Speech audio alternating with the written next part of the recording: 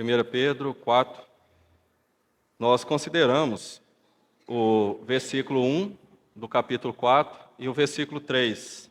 Então hoje eu quero voltar nesse mesmo capítulo, nós vamos lê-lo novamente, mas antes vamos orar. Pai Santo, nós nos colocamos mais uma vez diante de Ti, na dependência do Senhor. Queremos que o Teu santo nome nessa noite seja glorificado, seja exaltado, Senhor. Pedimos a Ti que o Senhor nos abençoe com a Tua palavra, através do Espírito, Senhor, para que cada coração, cada mente, Senhor, esteja em paz diante de Ti e possa receber, Senhor, a Tua palavra, Senhor, ser ajudado, ser edificado. Como nós cantamos e louvamos o Senhor até esse momento, Senhor, nós queremos tudo, Senhor, que diz respeito a esta vida, a respeito à salvação que o Senhor Jesus conquistou na cruz por nós, Senhor. E nós queremos, Senhor, que ela se torne realidade hoje, Senhor, nas nossas vidas, Senhor. Nós estamos na dependência de Ti, Senhor. Que o Senhor seja glorificado e exaltado. Amém. 1 Pedro 4, 1. Ora, tendo Cristo sofrido na carne, armai-vos também vós do mesmo pensamento, pois aquele que sofreu na carne deixou o pecado, para que no tempo que vos resta na carne, já não vivais de acordo com as paixões dos homens, mas segundo a vontade de Deus. Porque basta o tempo decorrido para terdes executado a vontade dos gentios, tendo andado em dissoluções, concupiscências, borracheiras, orgias, bebedices e em detestáveis idolatrias. Por isso, difamando-vos, estranham que não concorrais com eles ao mesmo excesso de devassidão, os quais hão de prestar contas àquele que é competente para julgar vivos e mortos. Pois para este fim foi o Evangelho pregado também a mortos, para que mesmo julgados na carne, segundo os homens, vivam no Espírito, segundo Deus. Então, o intuito de continuarmos, Antes eu gostaria que nós pudéssemos considerar dois textos. Um está em Lucas, capítulo 22. Lucas, capítulo 22. Deixa marcado aí, por favor, Pedro, tá bom? Lucas 22, versículo 31 e 32. 22, 31, 32. Simão, Simão, eis que Satanás vos reclamou para vos peneirar como trigo. Eu, porém, roguei por ti, para que a tua fé não desfaleça. Tu, pois, quando te converteres, fortalece os teus irmãos. A minha ênfase é esta frase final do Senhor aqui. Quando te converteres, fortalece os teus irmãos. Outro texto, João, Evangelho de João, capítulo 21. Evangelho de João, capítulo 21. Vamos focar no versículo 18. João 21, 18. Em verdade te digo que, quando eras mais moço, tu te cingias a ti mesmo e andavas por onde querias. Quando, porém, fores velho, estenderás as mãos, e outro te cingirá e te levará para onde não queres. Isso aqui o Senhor falando para Simão Pedro. A minha ênfase, acha aí, por favor, na sua versão da Bíblia, essa expressão, andavas por onde querias. Andavas por onde querias. Sabe, irmãos, eu creio que Pedro, quando ele, de fato, se converteu ao Senhor, o coração dele foi tomado pelo Senhor completamente. Porque até antes da morte do Senhor, ele ainda ficava confiando nele mesmo. E o que aconteceu foi muito sério a respeito de Satanás ter chegado e requerido Pedro, peneirá-lo, e o Senhor ter rogado por ele, para que a fé dele não desfalecesse. Mas o Senhor então disse algo para ele: quando você se converter, fortaleça os teus irmãos. E o primeiro discurso de Pedro, quando ele pregou, ele disse que era para as pessoas se converterem e se arrependerem. Então nós, creio eu, precisamos todos os dias nos arrepender. Todos os dias nos arrepender dos nossos pecados, dos nossos erros, do que nós fazemos, que nós pensamos, das nossas atitudes. E o Senhor disse a Pedro, quando você se converter, não fica só na conversão, mas fortaleça os teus irmãos. E eu creio que essas duas epístolas, e durante todo o tempo que Pedro ele é mencionado em Corinto, como ele esteve lá em Gálatas, como ele também esteve naquelas regiões, e ele coloca aqui a sua referência aos Gálatas também, a região da Galácia, todas as igrejas que Pedro passou, ele passou fortalecendo os irmãos. E esta epístola, ela se nós lêssemos ela com mais cuidado, com mais atenção e meditando em cada palavra, nós vamos pensar e vamos chegar a essa conclusão, que Pedro, ele se converteu de fato. E ele também está nos fortalecendo. Porque o que ele colocou aqui, principalmente até esse momento, no capítulo 4, que nós estamos considerando, nós temos que concordar que são coisas que ocorrem conosco. São coisas que vêm à nossa mente. São pensamentos, são atitudes. Na vida passada, naquele tempo passado, antes de nós conhecermos ao Senhor, alguns em uma parte, outros em outra, andavam nessas coisas. E, infelizmente, este velho homem que aqui está conosco, ainda tenta nos levar para o mau caminho de novo. E Pedro, então, ele tem que falar isso conosco.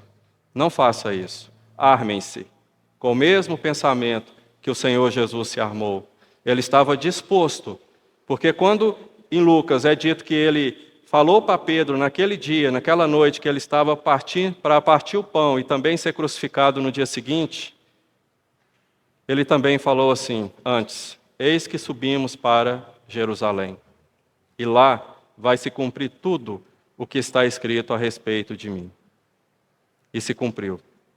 Por isso que Pedro, é dito também em Lucas, que ele acompanhava o Senhor de longe. Então ele pôde ver toda aquela cena que se passou. E ele pôde então dizer essas palavras para nós depois, conhecendo a cada um de nós.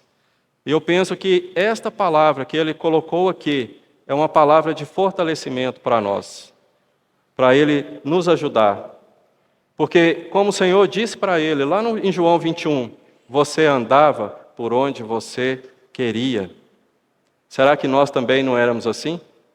Já viu esse órgão nosso aqui? Que ele aponta e nós fazemos, e nós vamos para onde nós queremos? Às vezes os nossos pais, nossas mães falam assim, ele anda segundo o seu nariz. Se for eu então, né? Bem destacado. Então a gente anda segundo o nariz. Onde aponta. Então onde querias? Mas sabe de uma coisa? Hoje nós temos um outro cabeça. Nós temos um Senhor sobre as nossas vidas. Pedro então ele teria que aprender isso de uma forma muito mais prática. Ele teria que estender a mão e o outro iria conduzi-lo para onde ele não queria. Eu quero que vocês pensem em algo, principalmente os mais jovens que estão aqui, que ainda estão... Você só tem uma alma. Uma alma. No dia do juízo, não haverá Beto, não haverá esposo, não haverá filhos, não haverá trabalhos, para que quando o Senhor pedir contas a nós, para nós então jogarmos a culpa nessas pessoas. Nós daremos conta de nós mesmos. É o que ele está falando aqui. Isso é alguém que se converteu. Isso é alguém que aprendeu a se fortalecer, a fortalecer os irmãos. Isso é alguém que o Senhor falou assim, você, Pedro, andava para onde você queria. Você fazia o que você queria. Só que depois, você então vai ser conduzido. E se nós lermos um pouquinho, tem um irmão que ele escreveu um livro, chama História dos Mártires, John Fox. Lá é dito que os irmãos providenciaram a saída de Pedro de Roma. E enquanto Pedro estava fugindo de Roma, é dito lá que o Senhor o encontrou nos portões de Roma. E aí então Pedro, reconhecendo o Senhor, perguntou ao Senhor: para onde vais, Senhor? Ele disse, o Senhor respondendo: irei novamente para ser crucificado. Pedro então voltou. Quando eles estavam para crucificá-lo, que foi a condenação de Pedro, segundo esse livro, Pedro falou que ele não era digno de morrer como seu Senhor morreu, crucificado de cabeça para cima. E a história da igreja cristã, a tradição, registra que ele foi crucificado de cabeça para baixo. Muito pior. Uma morte mais morrida, dolorida, se nós formos pensar. Então, meus irmãos e minhas irmãs, atentem bem para estas palavras que nós vamos considerar hoje. Atente bem para aquela forma de vida ou a conduta que nós estamos andando, que nós estamos caminhando, porque nós encontraremos com o Senhor, nós daremos conta das nossas almas, o que nossas almas têm feito, o que nós temos feito. Então não haverá aquela culpa, transferência de responsabilidade, porque se nós vamos comparecer perante o Senhor para prestar contas, então nós seremos questionados individualmente. E nós temos toda a palavra de Deus, temos o corpo, a igreja, para ela nos ajudar. Eu estou até ansioso, para falar a verdade, quando Pedro ele vai tratar aqui sobre os dons, para nós servirmos uns aos outros com os dons. Porque no nosso grupo lá no bairro nós estivemos vendo eles. E eu quero depois, se o Senhor assim permitir, naquela oportunidade, nós falarmos até lá, se nenhum irmão vier aqui e compartilhar a respeito deles. Porque às vezes nós estamos sendo um pouquinho, ou talvez até muito, negligentes. Nós não estamos importando com isso. Nós talvez estamos sendo igual aquele servo que recebeu aquele talento, passou um lenço e o colocou enterrado na terra, ao invés de nós negociarmos. Eu quero confessar para os irmãos aqui, eu estou sentindo falta dos dons, de ser ministrado por vocês, de receber os dons, de receber essa ministração. Porque quando nós estamos sentindo falta, é porque o corpo todo, alguma parte, como Paulo fala em Corinto, não está funcionando. E se nós não estamos funcionando, o corpo começa a ficar primeiro dormente, não é isso, Silvio? Primeiro dormente, depois ele começa a morrer. Porque está faltando algo. E não é assim. Hoje nós cantamos, essa música me trouxe boas lembranças, esse louvor. Tudo que o Senhor conquistou na cruz é direito nosso, é nossa herança. O que pode nos separar do amor de Deus em Cristo? O que nos separará? O que? Nada. Você consegue pegar essas palavras e confortar o seu coração? Você consegue encher o seu coração dessas palavras? Porque Pedro aqui no versículo 2, volte aí no capítulo 4 de Pedro, versículo 2.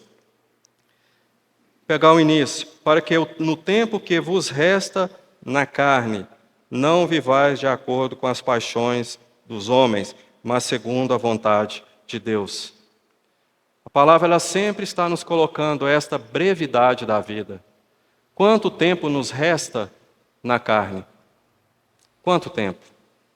E eu quero convidar vocês para lerem comigo alguns textos. Eu gostaria muito, pelo tempo que nós temos, de lermos esses textos e nós pensarmos: quanto tempo que você creu no Senhor?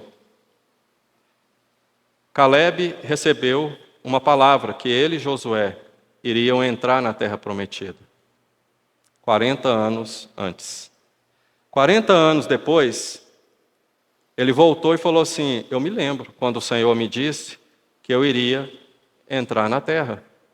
E ele então foi e lutou contra aquele pior lugar que havia os gigantes, Hebrom. Ele lutou contra os piores, os mais altos, e ele então conquistou Hebrom para ele. Então ele foi direto naquele pão, para que ele fosse fortalecido. E ele diz que ele não se esqueceu da palavra do Senhor. Qual foi a palavra do Senhor que o Espírito Santo pegou e entrou no seu coração e você sentiu naquele momento que a sua vida pertenceria a outro, pertenceria ao Senhor. Você se lembra qual texto foi? Quem foi que te pregou a palavra? O Leonardo esteve aqui falando sobre o Beto, que se ajoelhou na praça do mercado, então procurou, então ele lembrou de fatos, mais de 30 anos. Você se lembra daquela palavra? Eu me lembro. A minha foi o filho pródigo. Aquele filho que saiu de casa e o pai o encontrou. Nós não podemos esquecer do Senhor. Porque isso vai marcar as nossas vidas. É o selo, como se o Espírito Santo viesse e disse assim, olha, esse selo está aqui sobre a sua vida, sobre o seu coração. Não esqueça disso. Porque nós fomos selados. A palavra ela veio e marcou para nós. Aquele eunuco de Candace, ele estava lendo Isaías. E ele foi e pregou Isaías para aquele povo dele. Porque é o que ele tinha do Senhor. Ele pregou Isaías. Você consegue pregar Isaías e mostrar o Senhor? Veja o que Pedro está dizendo aqui nesse versículo 2. Durante o tempo que vos resta. Quanto tempo nos resta de vida? Nós não sabemos. Eu cheguei quase à metade da minha vida, do tempo pelo menos, se o Senhor assim permitir. Mas o que eu vou fazer agora com o restante do tempo que eu tenho de vida? Então vamos ler alguns textos, por favor. O primeiro está no Salmo 139. Salmo 139. Versículo 16. Salmo 139, 16. Os teus olhos me viram a substância ainda informe. No teu livro foram escritos todos os meus dias, cada um deles escrito e determinado, quando nenhum deles havia ainda. Que preciosos para mim, ó Deus, são os teus pensamentos, e como é grande a soma deles. Outro texto, Salmo 90.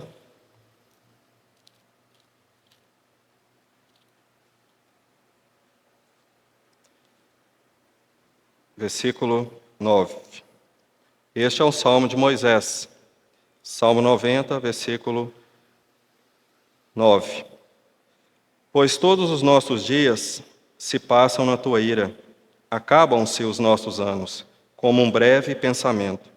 Os dias da nossa vida sobem a 70 anos, ou em havendo vigor, a 80.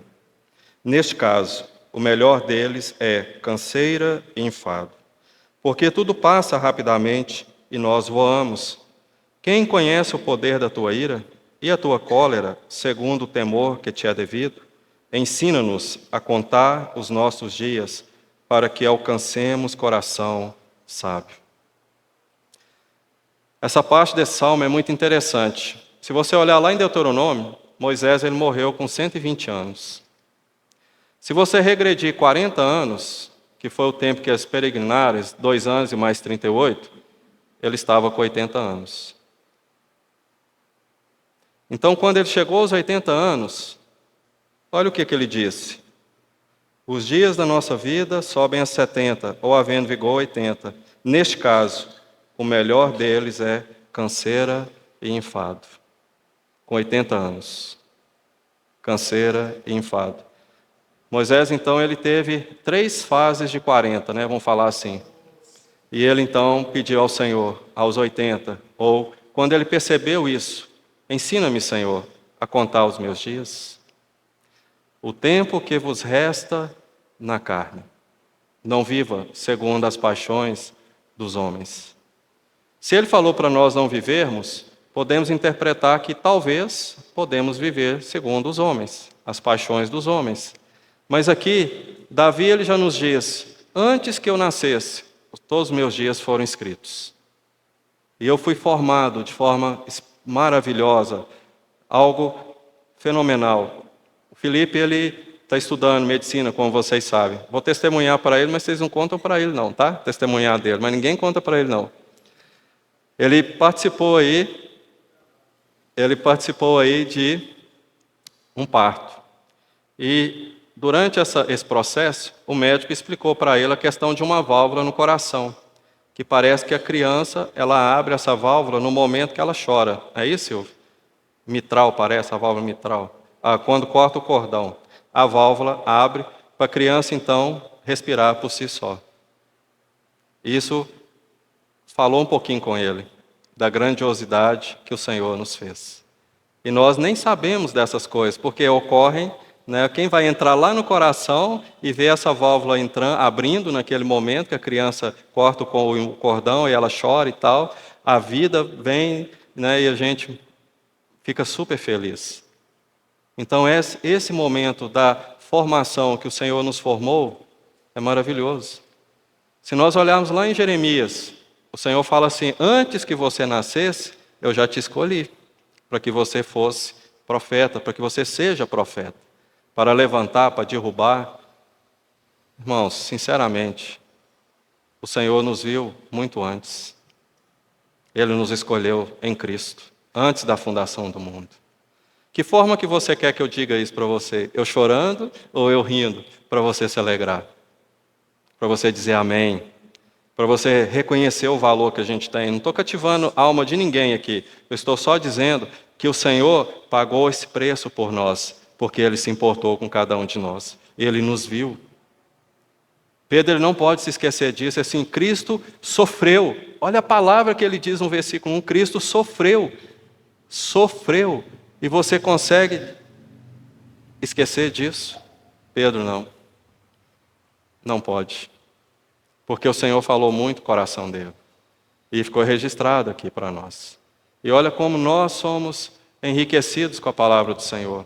Você tem pedido ao Senhor para que você conte os seus dias na presença dEle, para você alcançar um coração sábio, para você saber distinguir o bem e o mal, para você dizer, olha, foi dias bons, foram dias maus, mas o Senhor esteve comigo. Jacó falou isso. O anjo esteve comigo. A rocha, aquela pedra esteve comigo.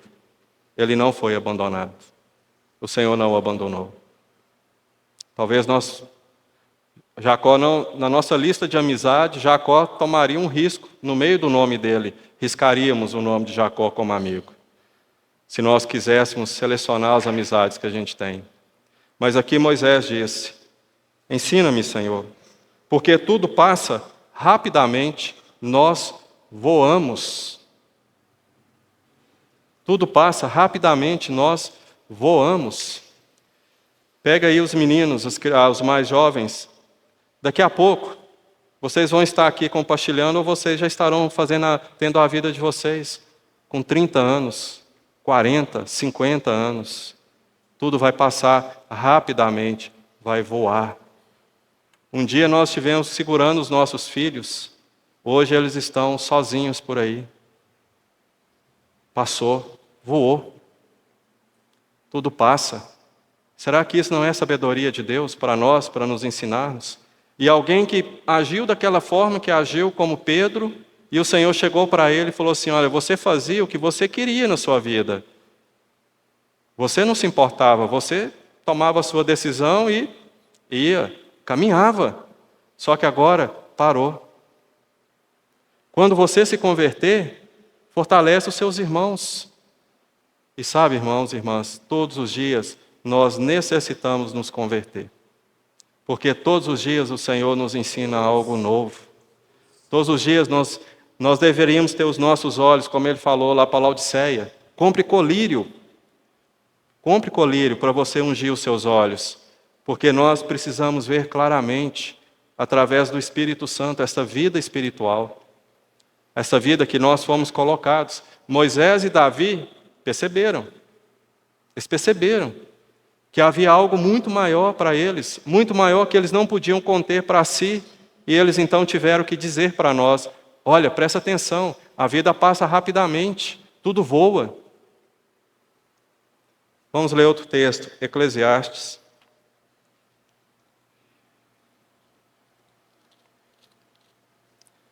Eclesiastes.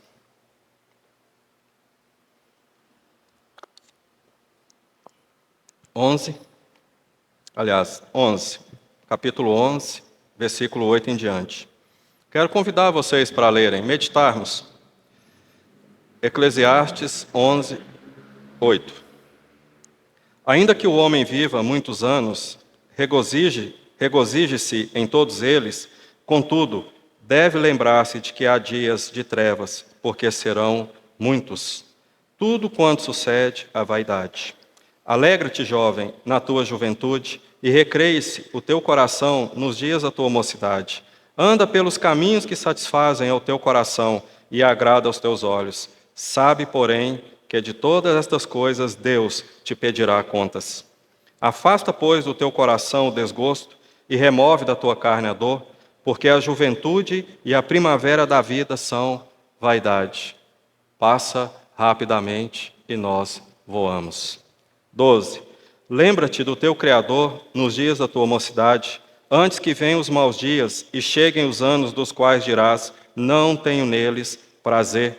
Antes que se escureça o sol, a lua e as estrelas do esplendor da tua vida, você não contemplará mais a obra de criação de Deus. Salmo 119 nos diz que os céus declaram a glória de Deus e o firmamento anuncia as obras de suas mãos.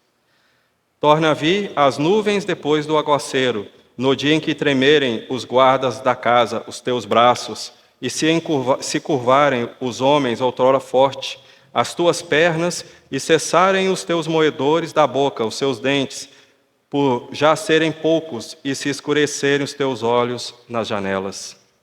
E os teus lábios, quais portas da rua se fecharem, no dia em que não puderes falar em alta voz, te levantares à voz das aves, e todas as harmonias, filhas da música, te diminuírem. Seus ouvidos vão diminuir a audição, como também quando temeres o que é alto, e te espantares no caminho, e te embranqueceres, os cabelos vão ficar brancos, como floresce a amendoeira, e o gafanhoto te for um peso. Um simples gafanhoto te pousar pode te derrubar. E te perecer o apetite, você não come mais, você não tem mais desejo de comer. Porque vais à casa eterna, e os pranteadores andam rodeando pela praça. Antes que se rompa o fio de prata, e se despedace o copo de ouro, e se quebre o cântaro junto à fonte, e se desfaça a roda junto ao poço, e o pó volte à terra como era, e o espírito volte a Deus que o deu. Vaidade, vaidade, diz o pregador, tudo é vaidade. Versículo 13. De tudo o que se tem ouvido, a suma é, teme a Deus e guarda os seus mandamentos, porque isto é o dever de todo homem.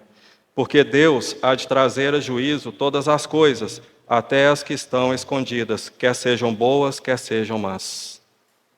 Pedro falou sobre o juízo. Veja como é a nossa história. Como que o ego, a altivez, a soberba diminui com os anos. O vigor se seca.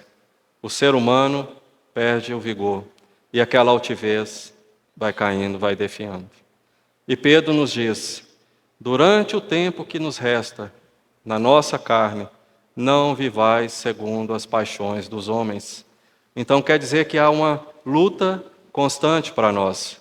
E nós devemos, pela sabedoria de Deus, talvez se nós pegarmos aqui Eclesiastes, podemos dizer que é uma filosofia bíblica, espiritual, porque é alguém que nos faz pensar. Deus mesmo, trazendo a sua sabedoria de Deus, aquela sabedoria, e nos dizendo, fala, olha, volte-se um pouquinho, pense como tem sido a sua vida, a partir do momento que eu te salvei, a partir do momento que, como nas palavras que o Senhor disse a Pedro, se converteu. Nós temos nos ocupado uns aos outros a fortalecer os irmãos, aos de casa, como foi falado semana passada, primeiramente, e depois os de fora. Nós temos nos ocupado a olhar e falar assim, o Senhor é bom, o Senhor Ele cuida de nós, o que Ele conquistou, nós temos que tomar posse, somos nós, entrar na terra prometida. Esse ano eu fiz um propósito, voltei lá em Gênesis, estou lendo a palavra, estou em Deuteronômio agora. Quão triste foi para mim. Vou confessar para os irmãos assim, com sinceridade. Parece que quando os espias voltaram e eles inflamaram a terra, foi terrível. Terrível. Penso que o Senhor, ao ouvir aquelas palavras, foi terrível. Canaã não era o céu, mas representa muito da vida em Cristo, das bênçãos celestiais. E nós olhamos os problemas, olhamos as dificuldades. Nós não pensamos como Josué, como Caleb, que o Senhor pode fazer. O Senhor, não nós. E nós estamos fazendo, desgastando. E o contar os nossos dias, quando nos é dito que tudo passa rapidamente, para nós aprendermos que no dia bom nós vamos nos alegrar, no dia mau, como o Eclesiastes diz, trevas, nós deveríamos alcançar um coração sábio. Não ficar desanimados, porque a terra é de montanha e é de vale, mas ela também é de planalto. É uma terra muito boa, ela é fértil, o Senhor está ali, o Senhor, a bênção dele está ali. E era isso que tinha que ocupar o nosso coração. Porque o Senhor também prometeu que ele escolheria um lugar para que fosse feito ali a sua habitação e ele estaria com o povo. Pensem, que maravilha! O Deus verdadeiro está com o povo. O Senhor prometeu a Abraão, falou assim, Abraão, eu vou ser o seu Deus. Ele falou isso para Abraão. E ele falou também para Jacó, que ele seria o Deus deles. Por isso que ele deu tudo que ele deu ali, as palavras, para ele ser o seu Deus. E João fala assim, nós estamos no verdadeiro Deus. Nós estamos no verdadeiro Deus. O nosso coração está. Porque o verdadeiro Deus é que tem as palavras de vida eterna. E ele se chama Senhor Jesus Cristo. O nosso Senhor, o nosso Salvador, o herdeiro. E isso deveria encher os nossos corações, encher as nossas vidas. Ao olharmos para todo esse caminho e pensarmos, como Pedro disse, o tempo que nos resta na carne, você pode dizer quantos anos você tem, Karen? Ainda na carne? Oi? Não de idade, mas ainda de resta para você viver. Ninguém pode dizer. Nós não podemos dizer quanto nós temos ainda de vida. Mas o hoje nós temos. O amanhã não nos pertence. Vamos ver um outro texto lá em Tiago, Epístola de Tiago.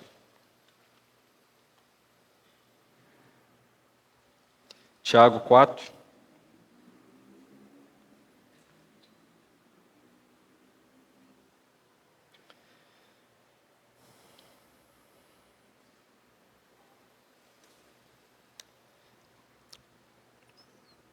Vamos ler versículo 13, Tiago 4, 13.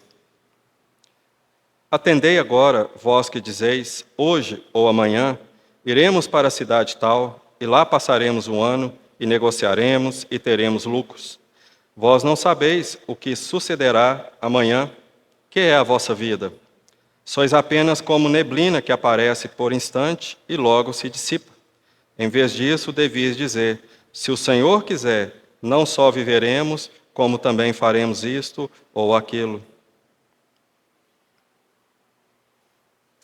O dia de amanhã não nos pertence. Nós não sabemos o que vai acontecer amanhã. Tiago, aqui, é o irmão do Senhor. E a tradição da igreja cristã diz que ele era um dos mais sábios que havia no meio dos irmãos. E Tiago, ele fala muito também, muito semelhante ao que Eclesiastes fala. Se você ler com cuidado, você vai perceber isso. Ele vai nos chamar a pensar. Às vezes nós não gostamos de filósofos, mas quando eu estava estudando na faculdade, eu aprendi algo que eu não esqueci. A melhor definição para filósofo é aquela pessoa que dessacraliza o que está sacralizado. Ele dessacraliza o que está sacralizado. Então ele nos faz pensar. Ele chama a atenção naquele ponto que nós ainda não percebemos que realmente pode ser diferente. Então ele dessacraliza, ele tira aquilo daquele, como se fosse um sacramento, uma ordenação, um dogma. E ele então fala assim, olha, realmente isso é verdade. Então ele vai desacralizar. Ele vai fazer que cada um de nós, homens simples, mulheres simples, percebamos a verdade. E é o que o Tiago está falando aqui. No mesmo espírito de Davi, Moisés, Salomão. O mesmo Espírito de Deus que moveu esses 3 homens que estão lá no Antigo Testamento, está movendo também esse homem aqui do Novo Testamento, para nos mostrar. E em Hebreus é dito, hoje, se ouvirdes a sua voz, não endureçais os vossos corações. Hebreus fala para nós, que cremos no Senhor, não endurecer o coração, mas nós darmos ouvidos ao Espírito. Dar ouvido ao que o Espírito Santo está falando. E eu creio, irmãos e irmãs, que hoje é uma excelente oportunidade para nós considerar as nossas vidas. Pensarmos como Pedro está nos chamando a atenção aqui. Porque eu creio que quando o Senhor disse para ele lá em João, naquele episódio, você fazia o que você queria. Você já pensou em dar um puxão no seu filho e falar assim, a partir de hoje você não vai fazer mais o que você quer? É eu que vou te determinar? Porque foi isso que o Senhor fez. Pedro então atentou. Eu preciso pensar nos meus dias. Eu preciso pensar o restante do tempo de vida que eu tenho no Senhor. O que eu vou fazer com esse restante tempo? Como eu vou aplicar esse tempo? Como eu vou administrar esse meu tempo diante do Senhor? Eu estive acompanhando pela internet a conferência da maturidade. E o irmão César Conelli, ele falou que ele fez uma conta para ele ler a palavra este ano 2 vezes. E ele chegou à seguinte conclusão, que ele poderia ler a palavra da seguinte forma, lendo 5 folhas por dia. E o tempo que ele gastou para ler as 5 folhas foi exatamente 21 minutos. 5 folhas, 10 páginas, 21 minutos. E ele vai ler a palavra 2 vezes esse ano. É pesado? Não. É difícil? Não.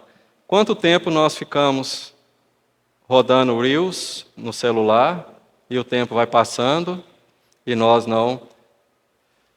Agora nós vamos pegar aqui uma outra forma. Eu já tive contato com muitas pessoas e uma das que eu tive contato foi há 2 anos. Tive a oportunidade de trabalhar com ela o dia inteiro, viajar, e foi um dos meus comandantes.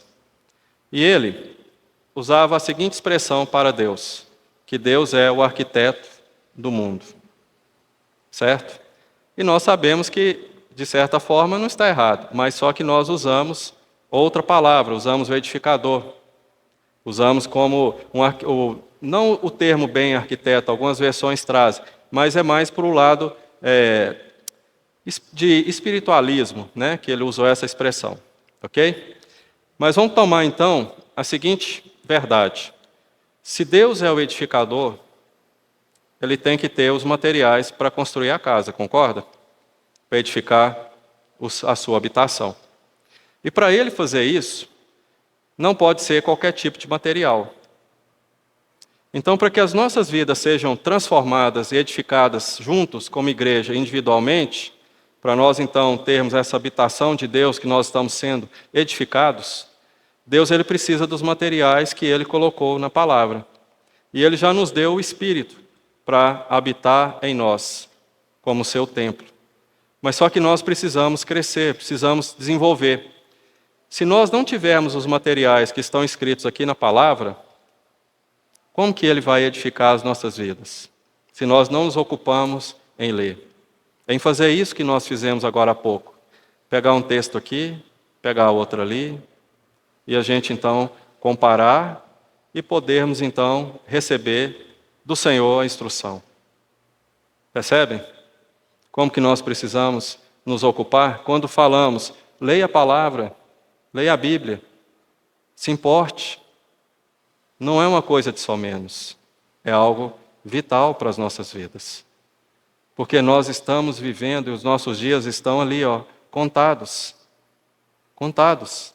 Davi diz que eles foram escritos sem ao menos terem existidos.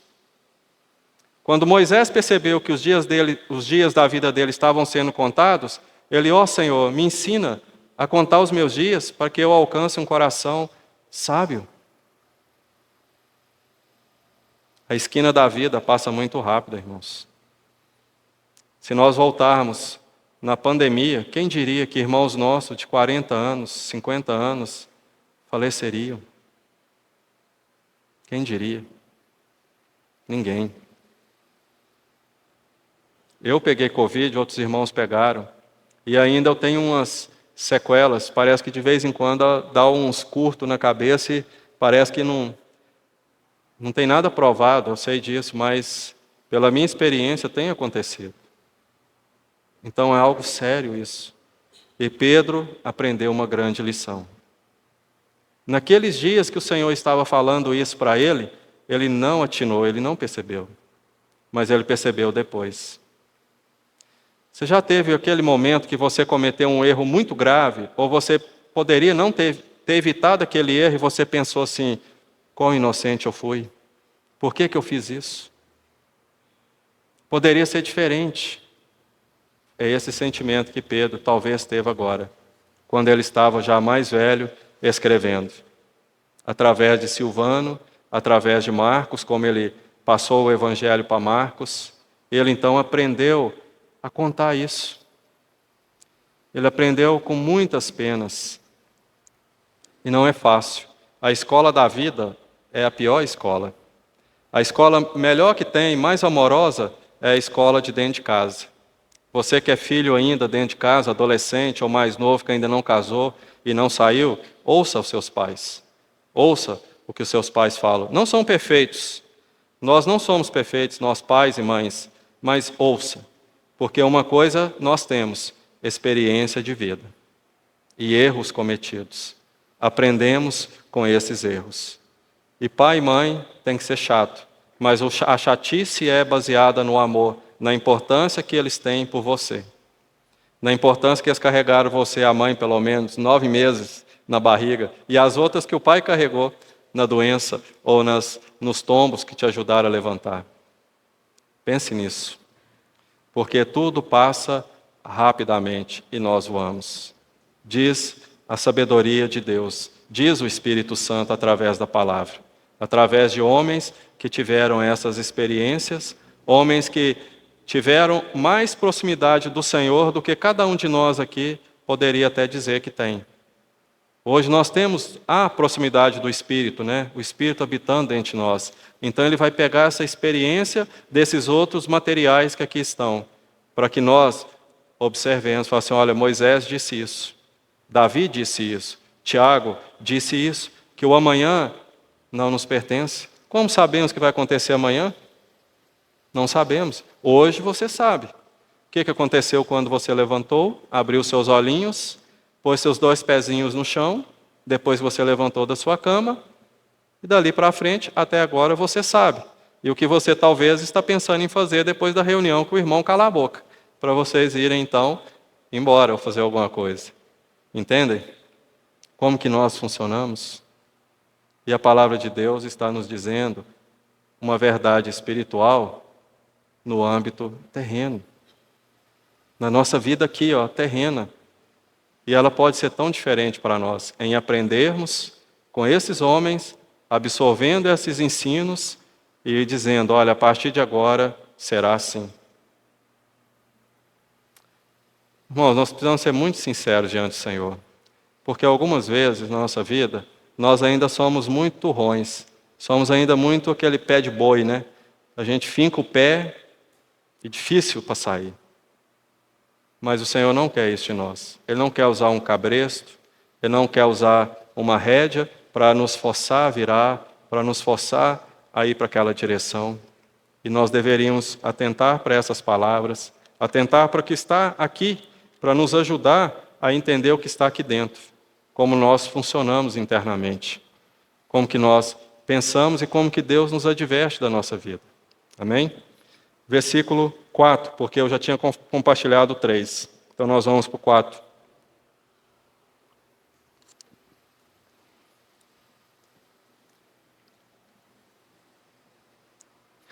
Por isso, difamando-vos, estranham que não concorrais com eles ao mesmo excesso de devassidão. Pedro já tinha falado sobre isso na epístola dele. Então, qual é o caminho que nós, como filhos obedientes, devemos trilhar? O caminho da santidade, o caminho do serviço ao Senhor, esse caminho que vai nos afastar de concorrer com eles, ou seja, nós não devemos estar, na verdade, mas se estiver, não caminhar com esse mesmo excesso de devassidão, porque eles realmente estranham isso. Por exemplo, você vai ser convidado para uma festa, para alguma coisa, tomar aquela cervejinha de sexta-feira, você fala, não vou. E aqui, Pedro nos dá muitos exemplos, como bebedices, orgias, e aí vai aqueles procedimentos que talvez nós, no passado, fizemos. Mas hoje, ficou no passado, ficou enterrado. E nós não deveríamos cobiçar essas coisas, e nem mesmo ficarmos tristes por não irmos. Porque às vezes eles vão nos considerar até, falar assim, não chama esse aí não, porque ele não vai. Não vai, esse aí, nos considerar até indignos pelo fato de nós dizermos, somos do Senhor. E aí então nós vamos sofrer isso. Eles vão estranhar. E às vezes alguns vão até dizer, o crente não pode fazer isso. Você não pode fazer isso, né? Você não pode beber, você não pode dançar. Já viu aquela história assim que a crente, né, a mulher cristã não pode usar calça comprida? Tem que usar saia? E aí vem vários dogmas, várias coisas. E nós nos esquecemos que nós temos um cabeça, que nós temos um Senhor sobre nós, para Ele então direcionar as nossas vidas. E Pedro já falou sobre isso no capítulo 3, sobre o vestir, sobre a esposa, sobre o marido, e nós passamos por aquilo, para frente. Mas nós não deveríamos esquecer. Versículo 5. Os quais hão de prestar contas àquele que é competente para julgar vivos e mortos. Eclesiastes falou sobre isso. A suma é, tema a Deus, porque nós vamos prestar contas. Ele disse aos jovens, recreie-se, faça, sabe, porém, isto, que de tudo Deus te pedirá contas. E o Senhor lá em Mateus 25, Ele já disse sobre o julgamento, aqueles que vão ser separados dos outros, e o Senhor vai pedir contas de vivos e de mortos. E Paulo, ele já falou sobre isso também, que o Senhor já reservou um varão, que ele já acreditou, que Deus acreditou, que Ele é o Senhor de vivos e de mortos, e Ele irá julgar. Não nos engane, irmãos, não sejamos corações enganosos, ou corações enganados, a respeito desse julgamento, porque nós vamos prestar contas. Nós vamos nos ocupar dia a dia com esse julgamento, como eu disse no início. Nós temos uma alma, nós vamos prestar contas a respeito disso, nós só temos uma alma. Então, tudo que nós estamos fazendo pelo corpo, ou pela igreja, ou individualmente, ou no secreto, nós vamos prestar contas. Coisas boas, coisas ruins. Os ímpios também vão. E Pedro vai falar sobre isso mais adiante. Onde que eles vão comparecer? Se é com dificuldade que o justo é salvo? Porque Pedro sabe disso, que é com dificuldade. Ele coloca assim, e ele então faz uma pergunta. Sim, o ímpio, o pecador, onde ele vai comparecer? Como que ele vai estar diante do Senhor? De vivos e de mortos. Continuando, versículo 6. Pois para este fim, o julgar, o prestar contas, foi o evangelho pregado também a mortos, para que mesmo julgados na carne, segundo os homens, vivam no espírito segundo Deus. Esse ponto aqui, eu nem vou abrir, mas a não ser o que está aqui. Por quê? Durante essas considerações a respeito desse versículo, eu fui despertado para algo que eu até então não tinha sido despertado. A partir daí eu comecei a pesquisar a respeito. E eu disse isso acho que um mês atrás aqui, quando eu falei a respeito do capítulo 3, versículo 18, que o Senhor desceu e pregou espíritos em prisões. Os teólogos e os estudiosos, os irmãos, têm várias opiniões. Quem são esses aqui, julgados? Uns falam que os mortos são os que morreram, que ouviram o evangelho em carne, em vivos, então morreram, foram julgados, porque a morte é um julgamento e tudo. Então eles seguem assim. Eu prefiro deixar do jeito que está, Porque o Senhor diz que as coisas ocultas pertencem a Deus, as reveladas aos homens. E por mais que eu já pesquisei, por mais que eu já considerei esse assunto, ninguém chega a um ponto. Então eu não gostaria de chegar aqui na frente e compartilhar com vocês a opinião desse irmão ou a opinião daquele, sem eu ter a minha formada. Porque aquele irmão que tiver a opinião formada, amém, eu ainda não a tenho. Porque há pontos na palavra que são bem divergentes. E, como eu disse da outra vez, tem muita literatura extra-bíblica, escriturística, escritural da palavra, que ela fala sobre algumas coisas que não estão aqui dentro, que não foram introduzidas. Outras, como Judas usou fora, falando de Enoque, que o Senhor veio com as suas santas miríades tomar juízo. Então há muita especulação. E eu creio que quando os tradutores pegaram os textos originais e eles então colocaram dessa forma, foi a melhor forma que eu creio que o Espírito Santo achou para nos mostrar esta verdade. Se no futuro próximo eu tiver a minha opinião, voltarei e falarei sobre isso aqui. Porque é uma coisa aqui muito profunda, pelo que eu já vi. E isso vai entrar, talvez, até em alguns pontos divergentes, que muitas pessoas não vão acreditar, que talvez vão ficar mais restrito. Amém? Mas o que é o meu desejo era compartilhar, principalmente nessa noite, o versículo 2, chamar a nossa atenção para esse tempo que nos resta.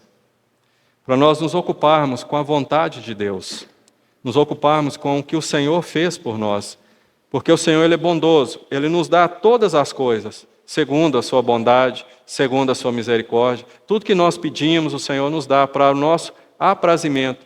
Mas Paulo ele falou lá em Romanos 12, que nós devemos apresentar o nosso corpo como sacrifício vivo, santo, agradável a Deus. Então, para nós sermos vivos, temos que ter essa vida abundante, essa vida de Deus habitando em nós. Vivo, a vida estando, você preservando o seu frescor e agradável. Creio que a nossa vida deve ser santa, porque Deus é santo.